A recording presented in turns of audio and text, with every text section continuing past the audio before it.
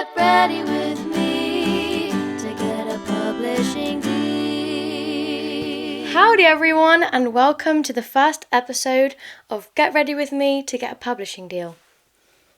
Now, let's start off with the basics. This episode is about the foundations. So, let's focus on the basics today and work from the foundations up. I think it's really important for anyone who is a songwriter and wants to get into session songwriting or production a bit more is to have a really good, clear home studio setup. So the first thing that I did was I started getting on Facebook Marketplace and I wanted to find some cheap alternatives to getting a vocal booth. So what I wanted to do is I wanted to make this fortress which is now around me. And I went on Facebook Marketplace and I found this kids mat that's 6 foot by 6 foot. So it's very tall and very wide. Look how tall it is. Like, this is literally my height and then it's still got all this.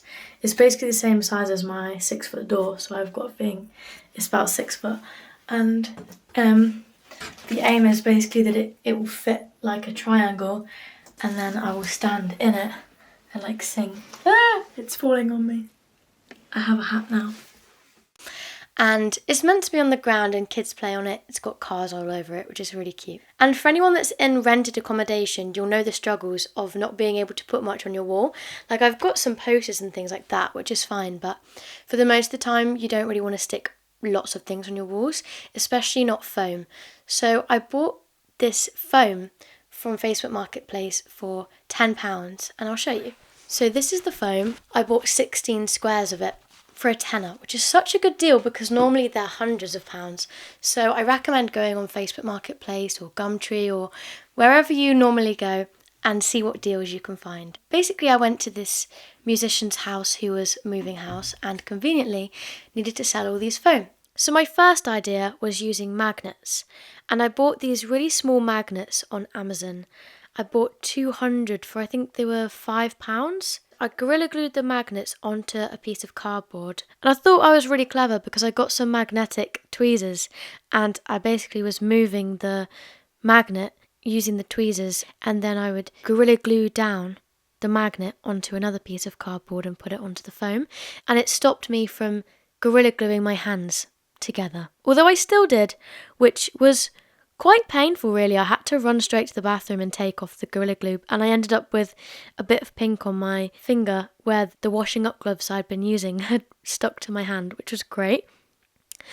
So the foam did stick onto the wall with the magnet. However, it didn't quite work the way I wanted it to. I wanted something like the movies where, you know, they get those posters and they stick it on the wall and it just magically stays there. That's what I wanted. But the magnets didn't quite work. And it was a bit too fiddly as well because the magnets are so small. So instead, I went to my local shop and I got 5 meters worth of Velcro. And they looked at me so confused because they were like, what is this little blonde girl doing going into the local convenience store and getting 5 meters worth of Velcro?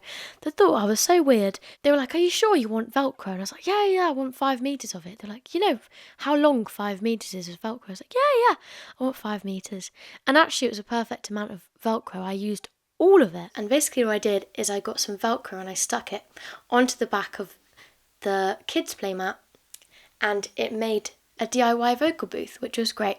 That's such a cheap alternative. Instead of spending hundreds of pounds, I only spent 20 on making a vocal booth. And while I was still out with all the wall and everything, I realised I wanted to do something with my time. So I got some fabric pens and I doodled all over the kids' playmat to try and Ericify it a bit. So I drew some flowers on it, a little bouquet of lavender, which I was really proud of.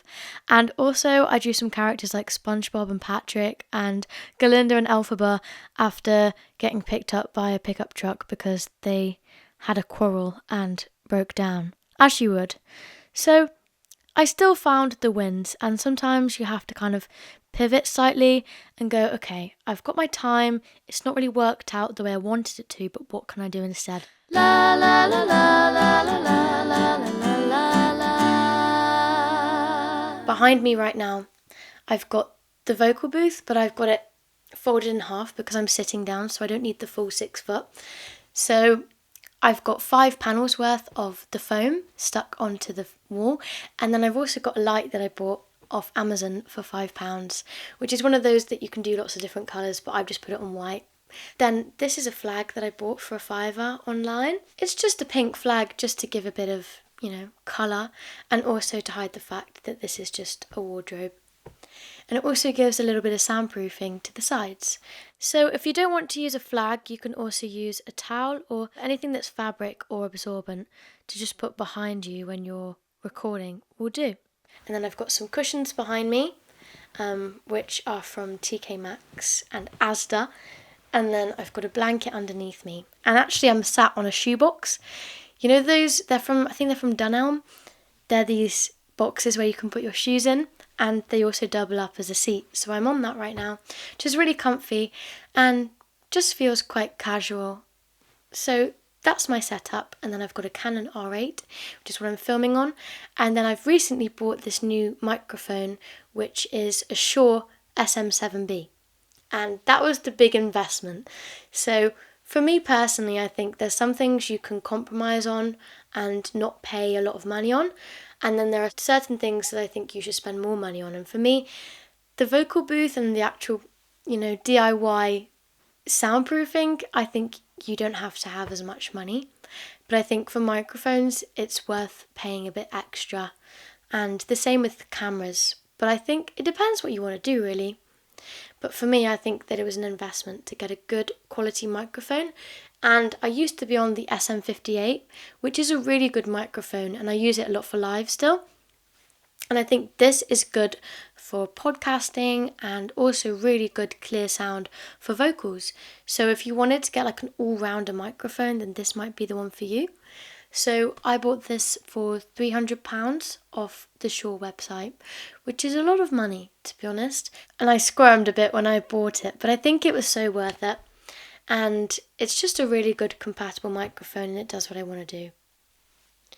But the only problem is it's quite a noisy microphone. For me personally, and for this sound, it sounds a lot better using the cloud lifter.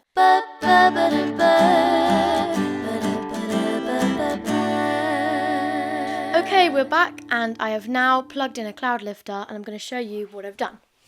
So I've got my Scarlett, which looks a bit like this. A lot of people have a Scarlett, so you've basically got the headphone jack going out here, if you wanted to listen back, and then you've got the little red button here, which basically says 48 volts on it, and that is how you know it's got phantom power. So that's turned on because the cloud lifter needs the phantom power. And then to the left, we've then got the input, which is an XLR cable that I've plugged in. That goes into the cloud lifter, which is this tiny little plug-in. It's a blue cloud lifter. Then the XLR goes in one end to the cloud lifter, and then the other end goes out and it goes into the microphone. No phantom power goes into the microphone as well. It stops at the cloud lifter, and it also won't go into the jack input. So don't worry if you've got, say, a guitar plugged in at the same time as your microphone and you're using the cloud lifter and phantom power. There's no need to panic. It's not going to go through your jack cable, so you won't blow up your guitar or anything. Then the audio is getting recorded out of the Scarlett and going into my laptop onto Ableton. It's quite a simple setup, and that's basically how you plug in your mic and get it working. Now, you don't need a cloud lifter if you're using a microphone that doesn't have the hiss, but I feel like for me personally and for this sound, it sounds a lot better. So look into it. I would recommend just using your microphone normally if you don't feel the need, because a cloud lifter is extra expenses that you don't really need. But yeah, you can get some different types of cloud lifters, but the one that I've used is just called cloud lifter. So I'm guessing it's probably the OG cloud lifter, and it's got a clean sound to it. Some of them more cheaper end cloud lifters end up basically putting their own sound into it, and it can sound a bit muddy, whereas this one is very clean and adds nothing else but extra gain.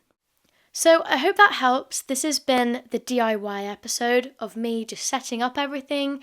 So we've managed to set up a vocal booth, we've managed to create this studio space, we've set up a microphone, a cloud lifter, the interface and a camera, we've got the lighting, so we're basically ready to start recording new songs and working on new music. As well as this, I'll be interviewing other people that are part of the publishing world. They're part of the film industry. Maybe they've got a publishing deal themselves. So we've got some really cool guests that are going to come on the show and talk to you about their own experiences and hopefully help me and you to gain a little bit more of awareness on the publishing world and what it means to be a songwriter and how many different industries and different jobs you can actually get. Thank you for watching. That's all for today's episode, but don't forget to subscribe if you want to know more about the publishing world and how to become a songwriter. Get ready with me to get a publishing